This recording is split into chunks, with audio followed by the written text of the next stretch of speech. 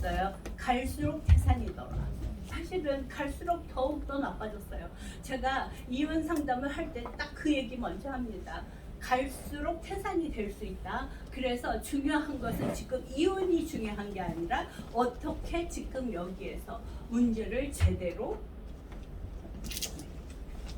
해결할 수 있을까? 그것에 초점을 맞추는 게 중요하다. 이렇게 얘기를 하거든요. 그리고 사실은요, 우리 안에는 이 수치심이 있으면 누구에게 공감하지 못해요. 놀랍게도요, 이 수치심을 가지면 다른 사람에게 어떤 감정을 갖는가? 반감을 갖게 돼요. 공감이나 동감이 아닌 반감을 갖게 됩니다. 그리고 수용성은요, 여기서 참 중요한 게 있어요. 수용성은 자기 수용 먼저 해야 되는데 자기가 수용이 안 되면 어떨까요?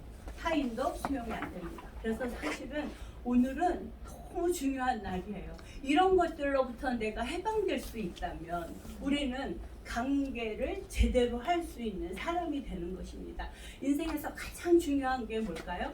나와 너가 만나서 관계 잘하는, 거기서부터 우리의 인생은 시작된다고 할 수 있습니다. 그래서 우리가 교회 공동체, 또 가정 공동체, 친구 사이 다 뭐예요?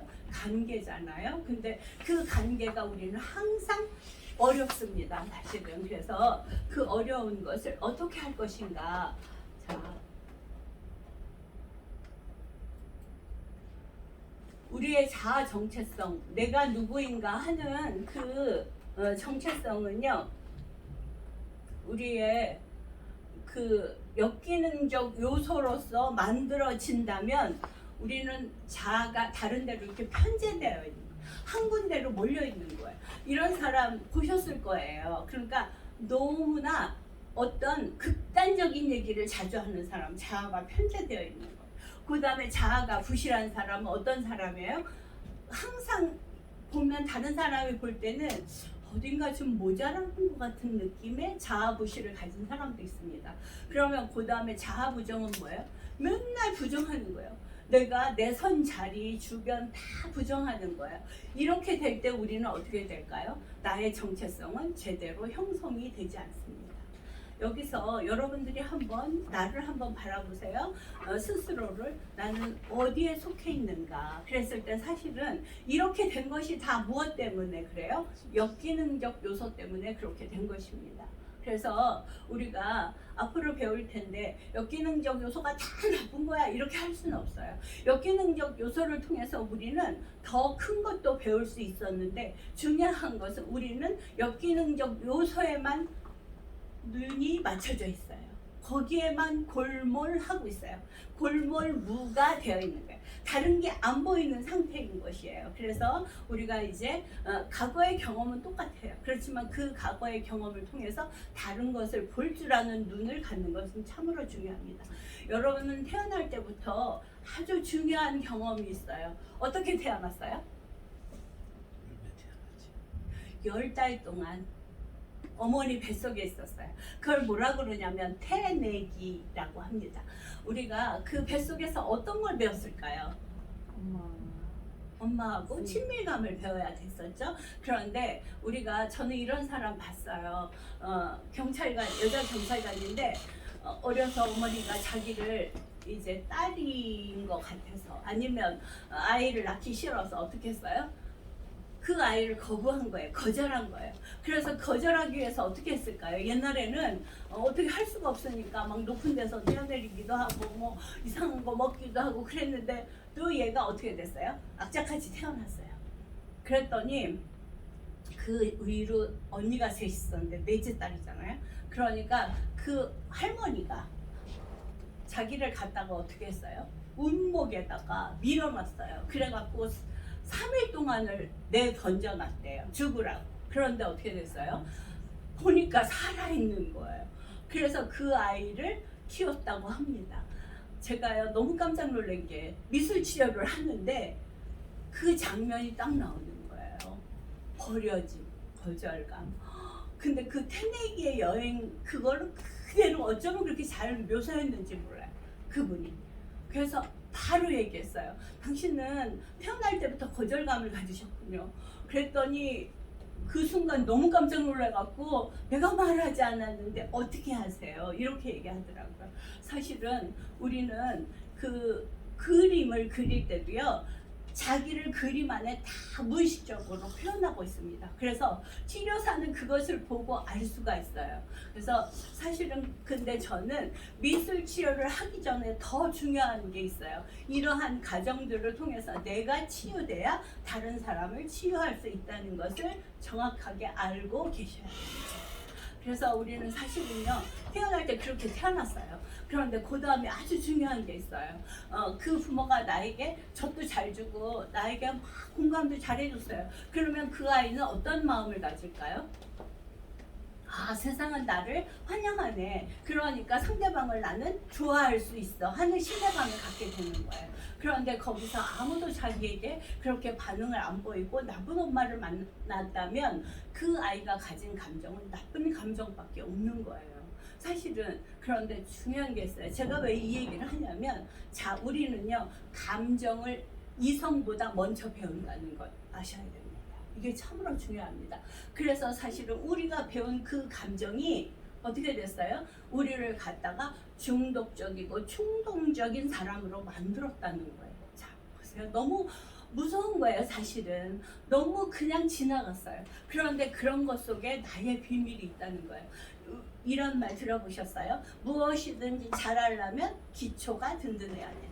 그런데 인생의 감정도 마찬가지입니다. 여태까지 우리는 생각이 달라져야 인생이 바뀐다 이렇게 가르쳤잖아요. 아닙니다. 감정이 제대로 될 때 우리는 이성적으로 제대로 생각할 수가 있습니다. 사실은요, 하나님께서 우리에게 항상 기뻐하라 하셨을 때 그것이 뭐예요? 기쁨이 뭐예요? 감정입니다. 사실은요, 감정이 제대로 우리가 치유됐을 때 기도할 수 있어요. 감사할 수 있어요. 여기서 아주 중요한 비밀이 있습니다. 그런데 우리는 모두 다 뭐 가지고 있는 사람이에요? 제가 처음 시간에 얘기했을 거예요. 우리는 인간 문서다. 우리 안에는 문서가 차곡차곡 채워져 있다. 그러면 사실은요, 그 문서를 빼내서 버릴 수는 없어요. 그죠? 그러면 와르르 무너지겠죠. 어떻게 해야 될까? 그래서 제가 아까 그 말씀 드린 거예요. 여기에 오신 것은 내가 온 것이 아니라 하나님께서 축복 주시기 위해서 부르신 아주 중요한 자리입니다. 우리가 어떤 일을 할 때 그 내일에 대해서 굉장한 의미를 부여할 수 있는 자만이 의미 있는 인생을 살 수가 있습니다. 그것이 사실은 다 시간마다 다 이루어지는 거거든요. 그래서 여러분들이 오늘 시간에 나를 스스로를 바라보는 그러한 아주 진실된 시간 되길 바랍니다. 사실은 우리가 성실한 사람이라는 건 뭘까 한번 생각해 보셨어요? 성실한 사람이란 사실은 그 시간 속에서 가장 중요한 것을 찾아내고 또 그 중요한 그럼 가장 중요한 게 뭐예요? 관계라고 말씀드렸습니다. 관계 속에서 서로 사랑하는 게 가장 중요한 것을 하는 사람이 성실한 사람입니다. 그런데 기독교인이면서도 하나님은 뭐라고 말씀하세요? 나는 사랑이라. 너는 이웃을 사랑하라. 그랬는데 가장 기본적인 것을 잃어버렸어요. 그러면 우리는 모래성무에 우리를 쌓고 있는 것입니다. 그래서 자, 너무 신나지 않아요? 우리가 잘 살 수 있는 방법을 배우고 있다. 이건 너무너무 중요하죠. 그런데 여러분들이 익혀야 될 게 있어요. 우리가 그런 부모를 만났어요. 그런데 어떻게 됐어요? 내가 처음에 젖을 빨았어요. 그래서 젖 맛을 알았어요. 그래서 제일 먼저 발달되는 게 미각이에요. 그죠? 그 다음에 어떻게 돼요? 엄마의 냄새를 맡았어요. 그게 뭐예요? 후각이에요. 그죠? 그 다음에 엄마의 뭘 봐요? 음성을 들어요. 그 청각이죠. 그죠? 그 다음에 또 뭘 할까요? 맞아요. 엄마를 만져보면서 촉각을 느껴요. 그 다음에 또 뭐가 있을까요? 눈을 맞춰요. 그죠? 그래서 사실은 보는 게 가장 늦게 이루어지는 거잖아요. 아기들이. 자, 보세요. 우리가 보는 게 그래서 정확할까요? 정확하지 않을까요? 사실은요, 그 모든 감각을 통해서 우리가 보는 게 형성된다는 거예요. 그러면 우리는 사랑 많이 받은 아이의 시선에는 뭐가 보일까요? 사랑이 보이게 그죠? 근데 아까 제가 말씀드린 그 경찰관처럼 내던져진 그 사람 눈에는 뭐가 보일까요? 거절감만 보일 거예요. 사실은 그분하고 3년을 같이 했었어요. 교회 교인이니까 너무 달라져갖고 정말 멋진 군인이 경찰관이 됐고요. 아들은 또 서울 감신에 들어갔고 뭐 이렇게 또 이번에 보니까 장로님이 되셨더라고요. 그분이. 그래서 근데 그냥 장로가 된 게 아니라 남을 위로하는 장로가 되었습니다. 이건 참 중요해요. 자기의 상처가 어떻게 됐어요? 치유되고 나니까 다른 사람을 치유시켜주는 상처 입은 치유자가 됐습니다. 자, 그러면 엮이는 과정에서 이제 수치적 정체성이 형성되는 건 어떻게 되는가? 여기서 아주 중요한 게 있어요. 빨간 그 원 안에 있는 게 뭐예요? 잘 안 보이실까봐 제가 자기를 은폐시키는 거예요. 자, 이래도 저래도 다 거절당하면 어떤 생각이 들까요? 자기를 그대로 내버리면 안 된다고 생각하죠. 그래서 은폐시킵니다. 그 다음에 어떻게 해요? 상호 의존성이라고 나오는데 상호 의존성은 뭘까요? 우리는요, 아기 때는 누군가에게 의존해서 살았어야 됐어요. 그런데 적당하게 자율적으로 주도적으로 인생을 살게끔 하지를 않아서 아이는 자라지 않았습니다. 그래서 어떻게 됐어요? 어머니, 아버지의 감정에 동반 의존돼요. 그래서 그것을 갖다가 상호 의존한다고 할 수 있어요. 그래서 이런 케이스죠. 제가 항상 얘기하듯이 폭력적 아버지가 집에 들어왔을 때, 중독적 아버지가 집에 들어왔을 때 그 모든 감정은 어디에 집중돼요? 그 아버지께 집중합니다. 그래서 감정이 상호 의존됐다는 거예요. 자기 아버지가 기분이 좋으면 나도 기분 좋고 우리 집안도 기분 좋고 그래서 가족 공동체가 다 상호 의존되고 있다는 거예요. 너무 무서운 거예요, 사실은요. 그런데 이것은 눈으로 보여지는 병이 아니기 때문에 사람들은 어떻게 생각해요? 그래도 괜찮아. 그래도 살만해. 그래서 상담을 하면서 얘기를 하잖아요. 그럼 뭐라고 그래요? 나는요, 그래도 매는 안 맞았어요. 폭력적 아버지 밑에서 자랐는데요. 너무 슬픈 일이죠, 사실은. 그것을 눈에 보이지 않는 상처를 더 깊이 생각해 봐야 돼요. 왜냐하면 우리의 삶의 질은 그러한 상처하고 연관이 되어 있다는 거예요. 그래서 그 다음에 그런 엮이는 과정에서 있는 건 가장 중요한 게 불신이에요. 자, 아버지를 믿을 수 있나, 어머니를 믿을 수 있나. 이게 참 어떤 사람은 내 아버지를 내 아버지라 부르지 못하고 내 어머니를 내 어머니라고 부르지 못한다. 이것도 엄청난 역기능이죠. 그런데 우리는 지금 다 불러도 불신이 생긴 거예요. 그 다음에 그렇게 되면 우리의 자존감은 굉장히 낮아집니다. 그래서 자존감이 결여된 사람이 됩니다. 이것이 엮이는 감정이 이제 자라서 뭐가 돼요? 수치심이 되는 거예요. 그러니까 우리 안에는 남들에게 보여지고 남들에게 이야기할 수 없는 수치심을 다 갖고 있는데요. 아주 여기서 중요한 게 있어요. 우리가 사실은 이 엮이는 과정에서 결여되는 게 뭐냐면 소속감. 나는 여기에 소속되어 있는 사람이야. 그래서 나는 너무 멋져. 그래서 나는 굉장히 안정된 자리에서 살고 있어. 이러면 얼마나 좋겠어요? 근데 그것이 다 결여가 됐어요. 그러면 수치심이 생기는데 수치심이 생겼을 때 무엇이 부재하는 줄 아세요? 친밀감이 부재합니다. 누구하고 관계를 할 수가 없는 게 친밀감의 부재예요. 소외되어 있어요. 그 다음에 열정의 부재가 뭐예요? 우유부단하거나 무기력한 상태가 되고 사실은요 우유부단은요 계속 성공을 미는 사람의 자세예요. 나 이렇게 할까? 하면 너무 모든 일이 잘 될 것 같지 않아? 그러니까 좀 더 생각해 봐야 돼. 맨날 생각만 하다가 성공을 놓치는 것. 그것이 사실은 우유부단과 그 다음에 우유부단 뒤에 오는 게 무기력입니다. 사실은 그리고 결단력, 뭔가를 해야 되겠다 이런 생각이 없어요. 이것이 아주 참 무서운 수치심의 결과입니다. 여러분들에게 제가 이거 아주 중요한 거예요. 우리는 그런 느낌이야, 그런 감정이야 이런 얘기를 하는데 분명히 다릅니다. 느낌과 감정은. 느낌은 뭐예요? 느낌은 그냥 일시적으로 저 교수님 보니까 오늘 굉장히 좋아 보여. 그 느낌이에요. 그죠? 그런데 나는 저 사람 보면 계속 뭐가 있어. 나쁜 감정이 올라와. 이러면 그건 감정이에요. 그래서 사실은요, 느낌과 감정은 다른 겁니다. 우리가 느낌을 느꼈다 이거하고 내가 이런 감정을 가졌어 이거하고는 너무 차이가 나는 거예요. 그런데 누구도 이거에 대해서 분별해서 얘기해 주지 않을 때 우리는 계속 헷갈릴 수 있습니다. 자,